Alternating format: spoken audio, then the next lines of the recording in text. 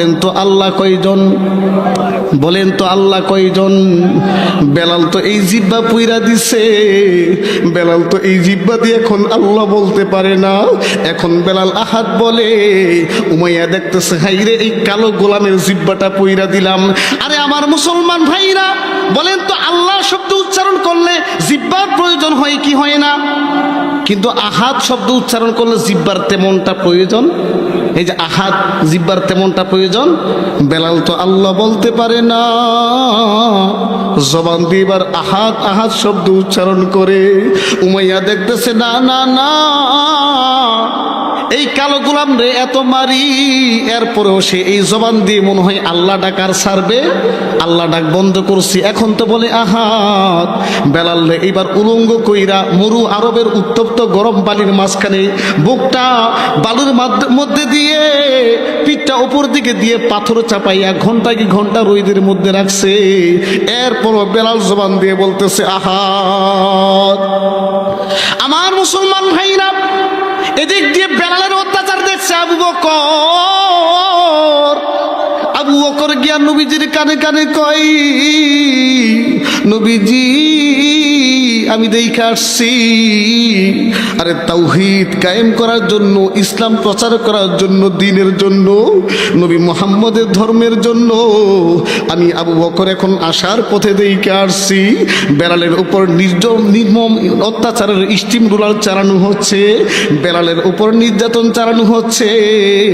আল্লাহর নবীজি আবু বকরকে ডাক দিয়ে বলতেছে, আবু বকর রে, আমার যেই বেলাল দ্বীনের জন্য, আল্লাহর দ্বীন কায়েম করার জন্য আজকে জুলুম নির্যাতন স্বীকার করতেছে, আমার আল্লাহ তাআলা ওই বেলালকে ইসলামের জন্য কবুল কইরা নিছে। বলেন না সুবহানাল্লাহ। আমার ভাইয়েরা, এবার নবীজি আবু বকরকে বলতেছে, যদি তোমার সম্ভব হয় দেখো বেলালকে গোলাম আজাদ করা যায় কিনা। বেলালকে ডাক দিয়ে আবু বকর নবীজির ডাক দিয়ে বলতেছে, নবীজি আবু বকরকে ডাক দিয়ে বলতেছে, আবু বকর দেখ বেলালকে টাকার মাধ্যমে উমাইয়া থেকে আজাদ করা যায় কিনা, কিনা যায় কিনা। নবীজির আদেশ পাওয়ার পর আবু বকর উমাইয়ার কাছে, বেলালের মালিকের কাছে গিয়া বলছে, ও বেলালের মালিক উমাইয়া, বেলালকে আমি কিনতে চাই, তুমি কি বেলাল আমার কাছে বিক্রি করবা কিনা। উমাইয়া ডাক দিয়ে বলতেছে, এই কালো মানুষটার রাইখা লাভ কি, তার তো মদিনার জমিনে কোনো দাম নাই, তার চাইরানের কোনো দাম নাই। সে এমন একজন মালিকের ইবাদত করে, তার এত মারি এত কাটি, এরপরে সে আল্লাহ ডাক ছাড়ে না, তার এখন রাইখা লাভ নাই, যা দিয়া দেই। উমাইয়া ডাক দিয়ে বলতেছে, আবু বকর তোমার পকেটের মধ্যে কয় টাকা আছে, তা যা থাকে তা দিয়া দাও, আমি তার বিনিময়ে বেলালকে তোমার কাছে দিয়া দিব। সুবহানাল্লাহ কান। আবু বকর পকেটের মধ্যে হাত ঢুকাইছে। আবু বকরের পকেটের মধ্যে 6 দিরহাম ছিল। বলেন কয় দিরহাম? আবু বকরের পকেটের মধ্যে 6 দিরহাম ছিল। আর আবু বকরের এমন কাদের মধ্যে একটা চাদর ছিল। আবু বকর ডাক দিয়ে বলতেছে, উমাইয়া আমার পকেটের মধ্যে মাত্র 6 দিরহাম আছে, নাও আমি আমার 6 দিরহামও তোমারে দিয়ে দিলাম, আমি আমার চাদরটাও দিয়ে দিলাম, এরপর বেলালকে তুমি আজাদ কইরা দাও।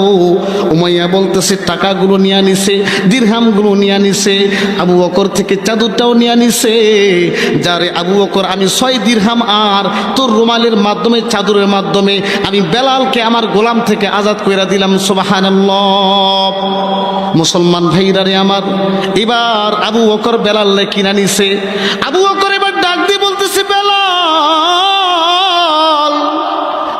আমি তো তোর 6 দিরহামের মাধ্যমে একটা চাদরের মাধ্যমে কিনা নিলাম, আমি তো এখন তোর মালিক হয়ে গেলাম রে বেলাল, যা আমি আবু বকর তোরে আজাদ কইরা দিলাম, তুই আজকের পর থেকে ডানা মেলা পাখি। সুবহানাল্লাহ কইবেন না? এবার আবু বকর বেলাল ডাক দিয়ে বলতেছে, আবু বকর ভাই আপনি যে আমারে গোলাম থেকে আজাদ করলেন, এতদিন তো এই মালিকের কাছে অত্যাচার নির্যাতন সহ্য করে হইল, টাইম টু টাইম কি পাইতাম? খাবার পাইতাম, একজন মালিক ছিল। কিন্তু আপনি আমারে আজাদ করলেন, আমার তো আজকের পর থেকে কোনো মালিক নাই।